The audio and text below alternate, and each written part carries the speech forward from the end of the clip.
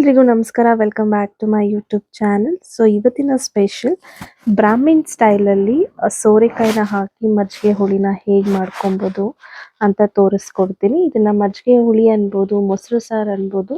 So ಯಾವ ಥರ ಬೇಕಾದರೂ ಇದನ್ನ ಹೆಸರಿಟ್ಟು ಕರಿಬೋದು. ತುಂಬಾನೇ ರುಚಿಯಾಗಿರುತ್ತೆ. ಈ ಮಜ್ಜಿಗೆ ಹುಳಿ ಏನಿದೆಯೋ ಇದನ್ನ ಒಂದಿನ ಬಿಟ್ಟು ತಿಂದರೆ ಇನ್ನೂ ಚೆನ್ನಾಗಿರುತ್ತೆ. ಮುದ್ದೆಗೆ, ಅನ್ನಕ್ಕೆ ತುಂಬಾನೇ ಚೆನ್ನಾಗಿ ಹೊಂದ್ಕೊಳ್ಳುತ್ತೆ. ನಾನಿಲ್ಲಿ ಅರ್ಧ ಕೆಜಿ ಆಗುವಷ್ಟು ಸೌರೆಕಾಯಿನ ತಗೊಂಡಿದ್ದೀನಿ. ಅದನ್ನ ನೀಟಾಗಿ ತೊಳೆದು ಬೀಜ ಎಲ್ಲ ತೆಗೆದು ಈ ಥರ ಸಣ್ಣಕ್ಕೆ ಕಟ್ ಮಾಡ್ಕೊಂಡಿದ್ದೀನಿ ಮೀಡಿಯಂ ಸೈಜಲ್ಲಿ. ನಿಮ್ಗೆ ಯಾವ ಸೈಜ್ ಬೇಕೋ ನೀವು ಆ ಸೈಜಲ್ಲಿ ಕಟ್ ಮಾಡ್ಕೋಬೋದು. ಸೊ ಮಣ್ಣಿನ ಪಾತ್ರೆಯಲ್ಲಿ ಮಾಡಿದ್ರೆ ಮೊಸರು ಸಾರು ಅಥವಾ ಮಜ್ಜಿಗೆ ಹುಳಿ ಅನ್ನೋದು ತುಂಬಾನೇ ರುಚಿ ಆಗುತ್ತೆ. ನೀವು ಕೂಡ ಟ್ರೈ ಮಾಡಿ. ಆ್ಯಂಡ್ ಹೆಲ್ತ್ಗೂ ತುಂಬಾನೇ ಒಳ್ಳೆಯದು. ರುಚಿಗೆ ತಕ್ಕಷ್ಟು ಉಪ್ಪು ಮತ್ತೆ ಅರ್ಧ ಗ್ಲಾಸ್ ನೀರನ್ನು ಹಾಕಿ ಇದನ್ನ ಲೋ ಫ್ಲೇಮಲ್ಲಿ ಇಟ್ಟು ಹದವಾಗಿ ಬೇಯಿಸ್ಕೋಬೇಕಾಗುತ್ತೆ ಸೋರೆಕಾಯಿನ. ನಾನು ಇದನ್ನ ಒಂದು 20ರಿಂದ 25 ನಿಮಿಷ ಬೇಯಿಸ್ಕೊಂಡಿದ್ದೀನಿ. ಸೊ ನೋಡ್ತಿರ್ಬೋದು ನೀರೆಲ್ಲ ಸ್ವಲ್ಪ ಕಡಿಮೆ ಆಗಿ ಸೋರೆಕಾಯಿ ತುಂಬಾನೇ ಚೆನ್ನಾಗಿ ಬೆಂದಿದೆ. ನಿಮ್ಗೆ ಇದು ಬೆಂದಿರೋದು ಕಲರ್ಗಳಲ್ಲೂ ಕೂಡ ಚೇಂಜ್ ಆಗಿರೋದ್ರಲ್ಲಿ ಗೊತ್ತಾಗುತ್ತೆ. ಆ್ಯಂಡ್ ನೀವು ಗೊತ್ತಾಗಬೇಕು ಅಂದರೆ ಒಂದು ಪೀಸನ್ನು ಎತ್ತಿ ಈ ಥರ ಹಿಚ್ಕಿ ನೋಡಿದ್ರೆ ಗೊತ್ತಾಗುತ್ತೆ ಬೆಂದಿದೆಯಾ ಇಲ್ವಾ ಅಂತ. ಈಗ ಬೆಂದಿದೆ. ಇದನ್ನ ಲಿಡ್ಡನ್ನ ಕ್ಲೋಸ್ ಮಾಡಿ ನಾನು ಸೈಡಲ್ಲಿ ಎತ್ತಿಟ್ಕೊಂಡು ಈಗ ಮಜ್ಜಿಗೆ ಹುಳಿಗೆ ಬೇಕಾಗಿರುವಂಥ ಮಸಾಲೆನ ರೆಡಿ ಮಾಡ್ಕೊತಾ ಇದ್ದೀನಿ. ಒಂದು ಪ್ಯಾನ್ನ ಇಟ್ಕೊಂಡು ಅದಕ್ಕೆ 1 ಟೇಬಲ್ ಸ್ಪೂನ್ ಆಗುವಷ್ಟು ಆಯಿಲ್ನ ಹಾಕೋತಾ ಇದ್ದೀನಿ. ಸೊ ಆಯಿಲ್ ಬಿಸಿ ಆದಮೇಲೆ ಅರ್ಧ ಟೇಬಲ್ ಸ್ಪೂನ್ ಆಗುವಷ್ಟು ನಾನಿಲ್ಲಿ ಸಾಸಿವೆನ ಹಾಕೋತಾ ಇದ್ದೀನಿ. ಸಾಸಿವೆ ಹಾಕ್ಕೊಂಡು ಅದು ಚಿಟಪಟ ಅಂದಮೇಲೆ ಅರ್ಧ ಟೇಬಲ್ ಸ್ಪೂನ್ ಅಷ್ಟು ನಾನಿಲ್ಲಿ ಜೀರಿಗೆನ ಹಾಕೋತಾ ಇದ್ದೀನಿ. ಸೊ ಇದನ್ನೆರಡು ಕೂಡ ನೀವು ಸ್ವಲ್ಪ ಚಿಟಪಟ ಅನ್ನೋವರೆಗೂ ವೆಯ್ಟ್ ಮಾಡಬೇಕಾಗುತ್ತೆ. ಅದಾದಮೇಲೆ ಇದಕ್ಕೆ ನಾನಿಲ್ಲಿ ಸ್ವಲ್ಪ ಕರಿಬೇವಿನ ಸೊಪ್ಪು, ಅದಾದಮೇಲೆ ಕೊತ್ತಂಬರಿ ಮತ್ತು ಗ್ರೀನ್ ಚಿಲ್ಲೀಸ್ ಒಂದು 4, 3 ಎಸ್ಲು ಬೆಳ್ಳುಳ್ಳಿ ತಗೊಂಡು ಇದನ್ನು ಎಲ್ಲ ಹಾಕ್ಕೊಂಡು ನೀಟಾಗಿ ಫ್ರೈ ಮಾಡ್ಕೊತಾ ಇದ್ದೀನಿ. ಮೊದಲಿಗೆ ನಾನಿಲ್ಲಿ ಮೆಣಸಿನ್ಕಾಯಿ, ಬೆಳ್ಳುಳ್ಳಿ ಮತ್ತು ಕರಿಬೇವಿನ ಸೊಪ್ಪನ್ನು ಹಾಕಿ ಸ್ವಲ್ಪ ಬಾಡಿಸ್ಕೊತಾ ಇದ್ದೀನಿ. ಸ್ವಲ್ಪ ಮೆಣಸಿನ್ಕಾಯಿ ಅದರದ್ದು ಕಲರ್ ಎಲ್ಲ ಸ್ವಲ್ಪ ಚೇಂಜ್ ಆಗೋವರೆಗೂ ಇದನ್ನು ನೀಟಾಗಿ ಈ ಥರ ಫ್ರೈ ಮಾಡ್ಕೊತಾ ಇದ್ದೀನಿ. ನೋಡ್ತಿರ್ಬೋದು ಈಗ ಕಲರ್ ಚೇಂಜ್ ಆಗಿದೆ. ಸ್ಟವ್ನ ಆಫ್ ಮಾಡಿ ನಾನಿಲ್ಲಿ ತೆಂಗಿನಕಾಯಿ ತುರಿ ತಗೊಂಡಿದ್ದೀನಿ, ಒಂದು 2 ಟೇಬಲ್ ಸ್ಪೂನ್ ಆಗೋವಷ್ಟು. ಸೊ ತೆಂಗಿನಕಾಯಿ ತುರಿನ ಹಾಕ್ಕೊಳ್ಳಿ ಮತ್ತು ಕೊತ್ತಂಬರಿನೂ ಸಹ ಇವಾಗಲೇ ಹಾಕ್ಕೊಬೇಕಾಗುತ್ತೆ. ನೀಟಾಗಿ ಒಂದ್ಸಲ ಮಿಕ್ಸ್ ಮಾಡಿಕೊಂಡ್ರೆ ನಮಗೆ ಮಜ್ಜಿಗೆ ಹುಳಿಗೆ ಬೇಕಾಗಿರುವಂತಹ ಮಸಾಲೆ ಕೂಡ ರೆಡಿ ಆಗಿಬಿಡತ್ತೆ. ಆ್ಯಂಡ್ ಇದನ್ನು ನಾವು ಕಂಪ್ಲೀಟ್ ಕೂಲ್ ಆಗೋದಕ್ಕೆ ಬಿಡಬೇಕು. ಅದಾದಮೇಲೆ ನಾವು ಗ್ರೈಂಡ್ ಮಾಡ್ಕೊಳ್ಳೋಕ್ಕೆ ಆಗೋದು. ಸೊ ಅದನ್ನು ಒಂದು 15 ನಿಮಿಷ ಕೂಲ್ ಆಗೋದಕ್ಕೆ ಬಿಟ್ಬಿಡಿ.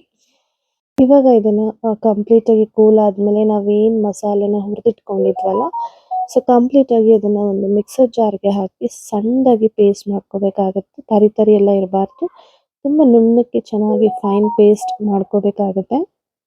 ಇದಕ್ಕೆ ನಾನು ಒಂದು ಅರ್ಧ ಟೇಬಲ್ ಸ್ಪೂನ್ ಆಗುವಷ್ಟು ಅರಿಶಿಣ ಹಾಕ್ಕೊಂಡು ಅದಕ್ಕೆ ಎಷ್ಟು ಬೇಕೋ ಅಷ್ಟು ನಾನು ನೀರನ್ನು ಹಾಕೋತಾ ಇದ್ದೀನಿ. ಒಂದು 1/4 ಗ್ಲಾಸ್ ಅಷ್ಟು ನೀರನ್ನು ಹಾಕಿ ಚೆನ್ನಾಗಿ ಫೈನಾಗಿ ಇದನ್ನು ರುಬ್ಕೊಂಡು ಬರೋಣ. ಸೊ ರುಬ್ಕೊಂಡು ಬಂದಮೇಲೆ ನಮಗೆ ಒಳ್ಳೆ ಕಲರ್ ನೋಡಿ ಈ ಥರ ಕಾಣಿಸ್ತಾ ಇರುತ್ತೆ, ಎಷ್ಟು ಚೆನ್ನಾಗಿದೆ. ಆ್ಯಂಡ್ ಸೋರೆಕಾಯಿ ಕೂಡ ತುಂಬ ಚೆನ್ನಾಗಿ ಬೆಂದಿರುತ್ತಲ್ಲ. ಸೊ ಮತ್ತೆ ಗ್ಯಾಸನ್ನು ಆನ್ ಮಾಡಿ ನಾವೇನು ರುಬ್ಬಿಟ್ಕೊಂಡಿದ್ವಲ್ಲ ಮಸಾಲೆ ಅದನ್ನೆಲ್ಲ ಹಾಕಿ ನೀಟಾಗಿ ಒಂದ್ಸಲ ಮಿಕ್ಸ್ ಮಾಡೋಣ.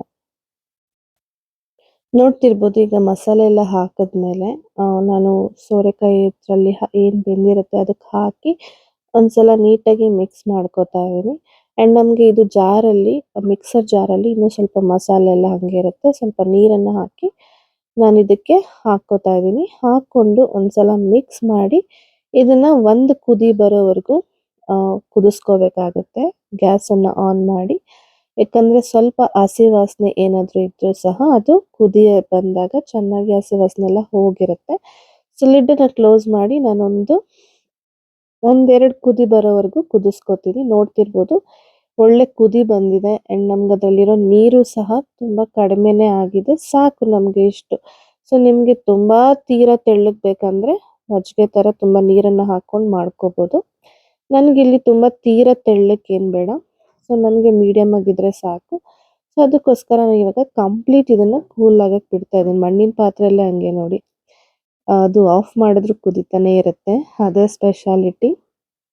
ಇವಾಗ ನಾನು ಅರ್ಧ ಲೀಟ್ರ್ ಮೊಸರನ್ನ ನೀರಿನ್ನೂ ಏನೂ ಹಾಕ್ಕೊಳ್ದೆ ನೀಟಾಗಿ ಬೀಟ್ ಮಾಡ್ಕೋತಾ ಇದ್ದೀನಿ. ಯಾವುದೇ ರೀತಿ ಲಂಪ್ಸ್ ಇರಬಾರ್ದು ನಾವು ಅದ್ರೊಳಗಡೆ ಮಸಾಲೆ ಒಳಗಡೆ ಹಾಕಿದಾಗ.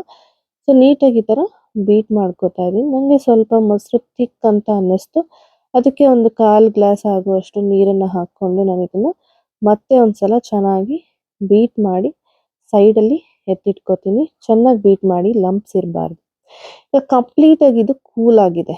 ನೋಡ್ತಿರ್ಬೋದು ಮಸಾಲೆ ಜೊತೆ ಸೋರೆಕಾಯಿ ಎಷ್ಟು ಚೆನ್ನಾಗಿ ಹೊಂದ್ಕೊಂಡಿದೆ ಅಲ್ವಾ. ಸೊ ಇದಕ್ಕೆ ನಾನು ಇವಾಗ ಮೊಸರನ್ನ ಹಾಕ್ಕೋತಾ ಇದ್ದೀನಿ. ಮೊಸರನ್ನ ಹಾಕ್ಕೊಂಡು ಒಂದು ಒಳ್ಳೆ ಮಿಕ್ಸ್ ಕೊಡಬೇಕು. ನೆನಪಲ್ಲಿ ಇಟ್ಕೊಳ್ಳಿ, ಬಿಸಿ ಇರಬೇಕಾದ್ರೆ ಹಾಕಕ್ಕೆ ಹೋಗ್ಬೇಡಿ, ಮೊಸರು ಹೊಡೆದಂಗೆ ಆಗ್ಬಿಡುತ್ತೆ.